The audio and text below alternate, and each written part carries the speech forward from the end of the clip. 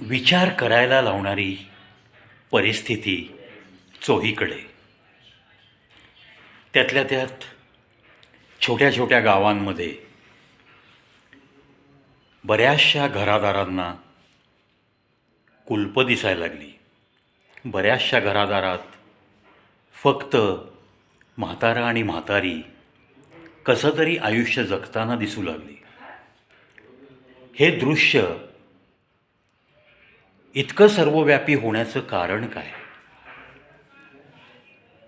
पुढील 20 वर्षात नक्की घडणार काय? 20 वर्ष तशी मी जास्तच सांगतोय, कदाचित त्या आधीपासूनच सुरू होईल. काय होऊ शकतं? थोडासा जुना काळ आठवला म्हणजेच आज 50शीत 60ीत असलेल्या लोकांनी स्वतःचं बालपण आठवावं. त्यांच्या बालपणी म्हणजे ते जेव्हा 10 वर्षाच्या आतले होते तेव्हा त्यांच्या घरामध्ये आजी आजोबा होते. त्यांच्या घरी येणारे जाणारे 1-2-3 आत्या असायच्या, 2-3 मावश्या असायच्या. हे सगळं आता हळूहळू लुप्त पावत चाललंय. एकत्र कुटुंब पद्धती होती म्हणजे 3-4 भावांचे संसार एकाच मातीच्या घरात मोठ्या वाड्यात अगदी आनंदाने थाटलेले असायचे. आता वांड्याला वांडं लागणं, घर म्हणलं की आलं. थोडीफार धुसफूस ही नक्की तेव्हाही व्हायची, पण पुन्हा चुली मात्र एकत्रात. भले त्यांची शेती असो, व्यापार असो, 2 भाऊ शेती करतील, 2 भाऊ व्यापारात असतील, पण घरातल्या मुख्य माणसावर इतका विश्वास, त्याच्याकडं जी काही रक्कम द्यायची ती द्यायची आणि मग निश्चिंत मनाने जगायचं. आता हे वातावरण कुठेही दिसत नाही. घर त्यावेळच्या त्या मातीच्या घरात खऱ्या प्रकारे घर पण नांदायचं. घरं मातीची, कच्ची पक्की, पण नाती मात्र खरोखर पक्की, अगदी घट्ट नाती असायची. म्हणजे एकाला काही व्हावं तर दुसऱ्याच्या डोळ्यातनं पाणी यावं. मग आता ती भावकी, आता तो भाऊपणा, आता त्या काळात मिळणारं बहिणीचं प्रेम आज मिळतं का? आज तुमच्या घरात आत्या मावशी ही नाती येतात का?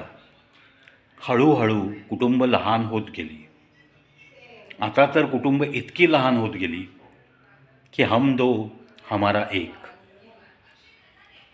त्यातून लिव्ह इन रिलेशनशिप म्हणजे फक्त एकमेकांच्या सोबत जगायचं आहे, मूल होऊ द्यायचं नाही आहे. हा पण एक ट्रेंड आहे. आणि ते सुद्धा जस्ट लाईक एखादा करार केल्यासारखा. एखादा कॉन्ट्रॅक्ट जसा आपण सही करतो आणि त्याला जशी काही टाईम लिमिट घातलेली असतात, तशा पद्धतीने लिव्ह इन रिलेशनशिपसुद्धा 3 वर्ष, 5 वर्ष, 1 वर्ष असेही मार्ग काढलेत लोकांनी.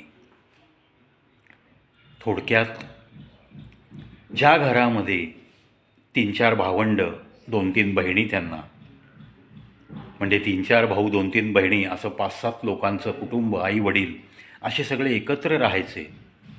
नॅचरली त्याच्यातल्या मोठ्या मुलाचं जेव्हा लग्न व्हायचं तेव्हा हळूहळू गोतावळा वाढत जायचा. त्यानंतर मुलींची, बहिणींची लग्न झाली की त्या आपल्या लग्न होऊन त्या घरी जायच्या, आपल्या दिल्या घरी जायच्या. पण कधीकधी इकडं यायच्या तेव्हा मग या घरात जन्माला आलेली दुसऱ्या पिढीला, अरे आपली आत्या आली, अरे आपली ती मावशी आहे, ती येते आपल्या घरी. हा एक वेगळा आनंद या आमच्या पिढीने उपभोगला. परंतु आता याच्या पुढं 20 वर्षांनी जर आत्ताच कुटुंब मर्यादित झालेलं आहे, लग्नाचं वय पूर्वीसारखं नाही राहिलं. पूर्वी 19-20 वर्षी मुलाची लग्न व्हायची. कित्येक वेळा मुलींची लग्न, आत्ता एक कायदा झाला म्हणून ठीक आहे, पण पूर्वी तो कायदा अस्तित्वात नव्हता तेव्हा अगदी 12-13व्या वर्षी पण लग्न झालेले काही जुनी माणसं आहेत. फिल्म इंडस्ट्रीमधलं एक उदाहरण जे मला ऐकून माहिती आहे, त्याच्यामध्ये तथ्य नक्की असेल. मौसमी चटर्जी या हिरोईनचं लग्न वयाच्या 15व्या वर्षी झालं होतं असं ऐकतोय. अर्थात लवकर लग्न, पहिलं होणारं मूल पण लवकर. वयाच्या 18व्या वर्षी मौसमी चटर्जींनी तिच्या पहिल्या मुलाला जन्म दिला होता. आता तो काळ निघून गेला, पण त्या काळामध्ये कुटुंब जी मोठी होती त्यामुळं एक प्रकारचा वेगळा आधार वाटायचा. आता जितकी कुटुंब लहान लहान होत गेली, आता हम दो हमारे एक असं जेव्हा म्हणतो आपण, तेव्हा जर तो मुलगा असेल तर त्याला कोणीही धाकटा भाऊ नाही, मोठा भाऊ नाही, ना धाकटी बहीण ना मोठी बहीण, शेवटी तो एकटाच. मग ह्या गोष्टीमुळं घर जरी मोठं मिळालं शहरातलं, तरी राहणारी माणसं अडीच, 2 फूल 1 हाप, असा प्रकार जास्तीत जास्त ठिकाणी सतत दिसतोय सध्या. म्हणून मी म्हणलं की नंतर 20 वर्षांनी नक्की काय होणार. आता जर घरटी एकच मुलगा असेल तर 20 वर्षांनी तो लग्नाला आला, समजा त्याने लग्न केलं असं गृहीत धरतोय मी, तर पुन्हा तो हाच नियम पाळणार. त्यातून आज अशी परिस्थिती आहे की लग्न हे करणं हे सुद्धा अवघड होत चाललेलं आहे. लग्न केल्यानंतर ती टिकणं हे सुद्धा अवघड होत चाललेलं आहे. या मोबाईलच्या जमान्यामध्ये या 2 जीवांचं कधी काय बिनसेल काही सांगता येत नाही. त्याच्यामुळं न्यायालयात सुद्धा या लग्नाच्या बाबतीतल्या सगळे तंटे हे खूप ढिगाणी येऊ लागले. त्याचं प्रमाण वाढत गेलं आहे आणि कधीही ते कमी होईल असं वातावरण सध्या तरी समाजात कुठं दिसत नाही आहे. म्हणूनच गावाकडची काही घरं कुलपं दिसत आहेत. परिणाम असा झालेला आहे की म्हातारीच आपल्या गावाकडं राहत होते, त्यात पुन्हा एक जण जातो, दुसऱ्याला सांभाळायला इकडं शहरात वेळ नाही यांना, दोघं कामाला जातात, जे मूल एक आहे ते पाळणा घरात, त्यांची शहरात येऊन राहण्याची मानसिकता नाही. कोणीतरी एक असतो राहिलेला, त्याचं मन असं असतं की नाही, माझ्या जोडीदाराच्या आठवणी सगळ्या या घरात आहेत, मी हे घर सोडणार नाही मरेपर्यंत. मग अशा पद्धतीने एकटी तिकडे राहणं, एकटा राहणं. त्यानंतर तोही निघून गेला तर हे नवरा नवरी शहरात नोकरीला, गावाकडचं घर कुलूप. आईवडील होते तोपर्यंत ते सणाला तरी जायचे. बरं, सणालासुद्धा दोघांना एकदम रजा मिळतील तरच जाणार. म्हणजे मुलाला वर्षानुवर्ष त्या आजी आजोबाकडे जाणं हे जमत नाही, कारण तो पण त्याच्या करिअरच्या मागे. शाळेत नाही सुट्टी, कॉलेजला नाही सुट्टी, करिअर, परीक्षा, अमुक तमुक. म्हणजेच पती पत्नी आणि एखादा मूल हे सुद्धा त्या गावाकडे जाऊ शकत नाहीत अशी अवस्था निर्माण झाली. त्यामुळंच कुटुंब जशी लहान होत गेली तसे त्याचे तोटे समाजामध्ये नक्की दिसू लागले आहेत. घर भले मोठं आहे पण घरात राहणारी माणसं नाही आहेत, अशी अवस्था सगळीकडे आहे. गावाकडे शेती आहे, गावाकडे मोठा वाडा आहे, पण त्या वाड्यात राहायला कुणी नाही आहे, त्या वाड्याकडे बघायला कुणाला वेळ नाही आहे, ती शेती पाहायला वेळ नाही आहे, मग कुणाला तरी ती करायला द्यायची. आता ही अशी अवस्था आत्ताच आलेली आहे. त्यामुळं 20 वर्षानंतरची खूप मोठी काळजी लागून राहिली आहे. आत्ताच तुमची काका, मामा, आत्या, मामी, मावशी, काकी ही सगळी जी नाती आहेत ती आत्ताच लोप पावत चालली आहेत. आणि ज्या ठिकाणी ही नाती उपलब्ध आहेत त्या ठिकाणी कुठे ना कुठे काहीतरी नात्यांमध्ये कुठली तरी जुनी खुसपटं मनात ठेवायची आणि दुरावा निर्माण करायचा, ह्याच्यामध्ये तर माणूस खूप तरबेज आहे ना. घरोघरी मातीच्या चुली. अनेक कुटुंबांमध्ये अशी अवस्था तुम्हीही पाहिली असेल, मीही पाहिली आहे. समाजामध्ये हे चित्र आता काही नवीन राहिलं नाही आहे. त्यामुळे इथून पुढं हम दो हमारे एक, तो जो एक असेल मुलगा मुलगी, त्याच्यावरती प्रचंड मोठा ताण या समाजात आलेला दिसणार आहे. कारण जेव्हा एखादं संकट येतं त्यावेळेस त्याच्याकडं मनुष्यबळ नसणार आहे.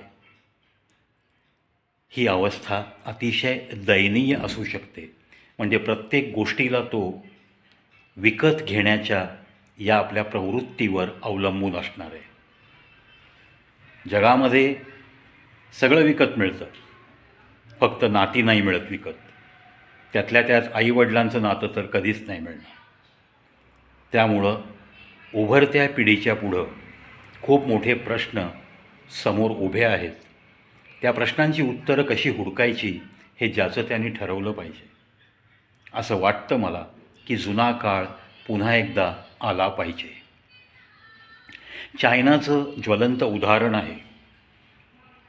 चीनमधली जेव्हा लोकसंख्या वाढू लागली होती, साधारण 1919च्या सुमारास, त्यावेळेस त्यांनी नियम केला की आता प्रत्येक कुटुंबाला फक्त एकच मूल हा नियम केला त्यांनी.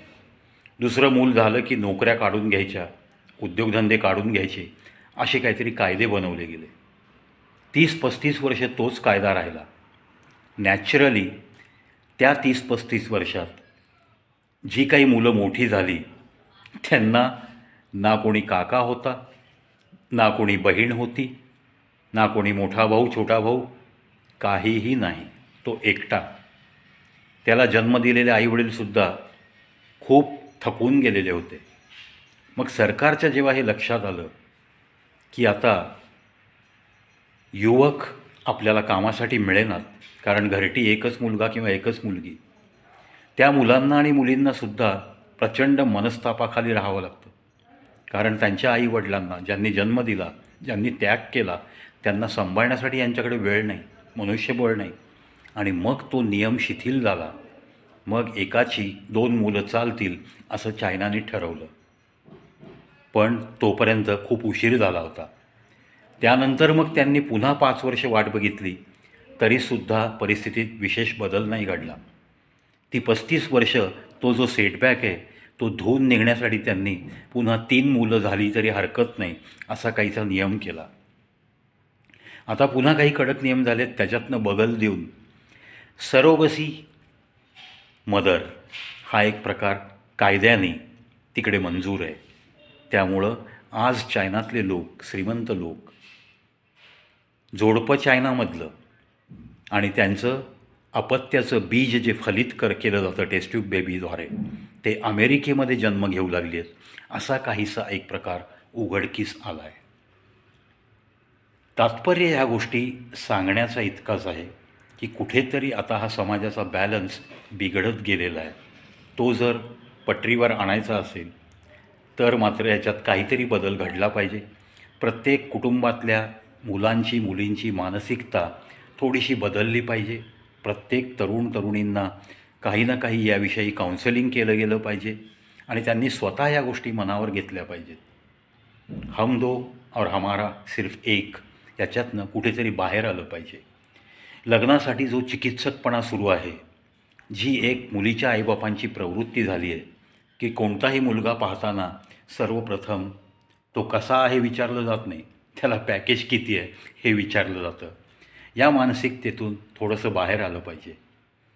मुलींनी थोड्याशा स्वतःच्या आशा, अपेक्षा, आकांक्षा, नक्की आपण कुठपर्यंत या अपेक्षा बाळगायच्या, कितव्या वयापर्यंत वाट पाहायची, त्याचंसुद्धा काहीतरी गणित त्यांना मांडता आलं पाहिजे. कारण दिवसेंदिवस मुलाच्या बाबतीत त्याची सेटलमेंट होईपर्यंत जर वय 30 वर्षे उगवत असेल आणि मग त्यानंतर तो लग्नाचा विचार करत असेल तर पाहण्यामध्ये यामध्ये 2-3 वर्ष सहज निघून जातात. 33 आणि 34व्या वर्षी जर लग्न होत असेल तर मग खूपच पुढच्या पिढीला त्रासदायक घटना घडत राहणार. खूप मोठा सामाजिक प्रश्न आहे. सहज विचारमंथन डोक्यात आलं आणि याविषयी थोडंसं तुमच्या मनापर्यंत पोहोचावं असं वाटलं. म्हणूनच घर मोठं, राहायला माणसं अडीच, हे लक्षात घ्या. हम दो हमारा एक या हमारी एक ही, बेटा हो या बेटी हो, इसके आगे हम नहीं जाएंगे, असं जे काही ठरवून एक चाललेलं गणित आहे, याचा विपरीत परिणाम असा होईल की नंतर कदाचित आपल्या या हिंदू धर्मामध्ये हे पॉप्युलेशन जो ग्राफ खाली येत चाललेला आहे तो अतिशय रसातळाला जाईल आणि त्यानंतर मात्र इतर धर्म खूप मोठे होतील मग तुमच्यापुढं कोणताही पर्याय उरणार नाही. मी मुद्दाम जास्त डायरेक्ट बोलत नाही आहे. कोणताही पर्याय उरणार नाही. त्याच्यावरनं सुज्ञ माणसं नक्की ओळखून घेतील की कोणता धोका समोर आपल्या उभा राहिलेला आहे. मग याला जबाबदार नक्की कोण? याला मग आपली कुटुंब व्यवस्था जी ढासळत गेली आहे तीच जबाबदार आहे ना. मग आपल्याला जर त्या प्रश्नाचं उत्तर सापडलं आहे तर मग तो प्रश्न हळूहळू सोपा करत जाणं, म्हणजेच काहीतरी याच्यामध्ये बदल करत जाणं हे कोणाच्या हातात आहे? हे तुमच्या आणि आमच्या हातात आहे. या समाजातल्या प्रत्येक घटकाच्या हातात आहे. म्हणून आपल्या हिंदू धर्मियांनी कुठेतरी हे सगळं चित्र बदलण्यासाठी आपण नक्की काय करू शकतो, स्वतःच्या कुटुंबापासून याची तयारी करायला सुरू केली पाहिजे. संस्कारांची दिशा योग्यरित्या त्या मुलामुलींना दाखवली पाहिजे. लिव्ह इन रिलेशनशिप ही आपली संस्कृती नाही आहे हे त्यांना पटवून दिलं पाहिजे. कुठेतरी लग्न हे काही कुठलं कॉन्ट्रॅक्ट नसतं, निदान हिंदू धर्मात तरी. As far as Mohammedan law is concern, marriage is nothing but a contract for the procreation of children, अशी त्यांची व्याख्याच आहे. तो भाग सोडून देऊ आपण. पण हिंदू धर्मामध्ये लग्न हे काही करार नाही आहे कुठला. लिव्ह इन रिलेशनशिप हा एक करार आहे. चल 2 वर्ष 3 वर्ष स्वभाव जुळतो का बघू, जुळला तर लग्न करू, नाहीतर नाही. अरे पण त्या 3 वर्षामध्ये तोही तिसरीकडे लागतो नादी, ही पण तिसरीकडे नादी लागते, तेही चालू असतं, हेही चालू असतं. मग ह्याच्यामधनं कधीतरी ठिणगी उडते, विश्वासघात वाटतो आणि मग ते निमित्तच शोधत असतात, एकमेकांना कंटाळलेले असतात. या घटना सर्रास घडू लागलेल्या आहेत. ह्याच्यापासून जर परावृत्त करायचं असेल आपल्या येणाऱ्या पिढीला तर आपल्याला या लग्नाचं पावित्र्य, 2 कुटुंबांचं मिलन, या गोष्टी ठासून त्यांच्यावरती लादल्या गेल्या पाहिजेत. संस्कार तसे केले गेले पाहिजेत. हे घडलं पाहिजे तरच आपलं अस्तित्व टिकेल, हा धर्म टिकेल, आपली लोकसंख्या थोडीशी दिसण्यासारखी तरी दिसेल, असं एक आशावाद अजूनही थोडासा जिवंत आहे. पण येत्या 20 वर्षानंतर जर हे चित्र खूप विदारक होऊ नये असं वाटत असेल तर मित्रांनो, हा व्हिडिओ, हा विचार, हा कंटेंट जास्तीत जास्त लोकांच्या मनापर्यंत पोहोचला पाहिजे. जास्तीत जास्त तरुणांनी सावध झालं पाहिजे. मुलींनी लग्नाच्या बाबतीत नसत्या कुठल्या मोठमोठ्या अपेक्षा न ठेवता आपला स्वतःचा संसार वयाच्या 25च्या आत कसा थाटला जाईल याच्याकडं लक्ष दिलं तरच नक्की छान होईल. कारण आपला जन्म ज्या कुठल्या धर्मात होतो, ज्या कुठल्या जातीत होतो, त्या धर्माजातीचं, त्या समाजाचं आपण काहीतरी देणं लागतो, ही भावना प्रत्येकाच्या मनात वाढीस लागली पाहिजे. आणि हे जेव्हा मनातनं आतून प्रेम उत्पन्न होईल आपल्या धर्माविषयी, समाजाविषयी, स्वतःच्या कुटुंबाविषयी, तेव्हाच मला वाटतं यामध्ये काहीतरी बदल घडू शकेल. हा बदल घडावा याच खूप खूप शुभेच्छा आणि सदिच्छा. पुन्हा एकदा विनंती करतो, कवी प्रवीत शो या चॅनलवर सोशल अवेअरनेस या कॅटेगरीमध्ये असे अनंत व्हिडिओ मी बनवलेले आहेत. डोक्यात जे विचार येतात ते इतर लोकांपर्यंत पोहोचवण्यासाठी धडपडत राहिलेला मी एक प्रवी, हा जागतिक विक्रमवीर स्टेज आर्टिस्ट. तुम्हाला हात जोडून विनंती करेन, पूर्ण पहा एखादा व्हिडिओ, एखादा विषय पूर्णपणे समजून घ्या. स्किप करत करत बघितल्यानंतर तुम्हाला त्यातनं काहीही सारांश कळणार नाही, हेही निश्चित. पूर्ण पाहाल तर नक्की काही ना काही मिळेल. या चॅनलवर प्रत्येक बघणाऱ्या व्यक्तीला, माझ्या प्रत्येक सबस्क्रायबरला, मला चाहणाऱ्या प्रत्येक व्यक्तीला काही ना काही चांगलं देण्याचा हा माझा आटोकाट गेल्या 5-5.25 वर्षापासून प्रयत्न अव्याहतपणे चालू आहे. आणि हा प्रयत्न आणि अपलोड केलेल्या व्हिडिओंची संख्या, ती ऐकल्यानंतरसुद्धा कित्येक लोक आश्चर्य व्यक्त करत आहेत. आता हाच व्हिडिओ पहा ना, हा जवळपास मी 15-20 मिनटं झाली बोलतो आहे. अशा पद्धतीने लाँग व्हिडिओसुद्धा मोठ्या प्रमाणात अपलोड करणारा हा तुमचा लाडका कलाकार प्रवी, काहीतरी तुम्हाला देण्याच्या प्रयत्नात रोज तुम्हाला भेटण्यासाठी उत्सुक असा चॅनलवर येतो आणि एखादा विषय मस्तपैकी असा 15-20 मिनटं बोलत तुमच्या कानातून तुमच्या मनापर्यंत त्याचे विचार कसे झिरपत पोहोचतील याच्याकडं लक्ष देत तो अव्याहतपणे बोलतो आहे. आणि every video is non scripted video without help of anything. एका हातात माझ्या मोबाईल आहे मित्रांनो, दुसरा हात माझा फ्री आहे. सेल्फी व्हिडिओ आहे. I do agree, I am not that much technosavvy. माझ्याकडे अशी कोणतीही इक्विपमेंट नाही आहे. आत्ता मी तुमच्याशी बोलतो या विषयावर, आता जवळपास 20 मिनटं होऊन गेली. आता हा व्हिडिओ लगेच मी तो कॉम्प्रेसर ॲपमध्ये तो ट्रान्सफर करेन, त्याच्यातनं तो कॉम्प्रेस होईल. आज माझा जरी डेटा गेला तरी तुमचा डेटा जास्त जाऊ नये. 20 ते 30 MBमध्ये तो कॉम्प्रेस होईल आणि लगेच मी अपलोड करतो आहे. या पद्धतीने गेली 5 वर्ष काम सुरू आहे. अर्थात ही ताकद तुमचं प्रेम हे एकच उत्तर त्याला. पाहत राहा, ऐकत राहा कविप्रवीत शो यूट्यूब चॅनल.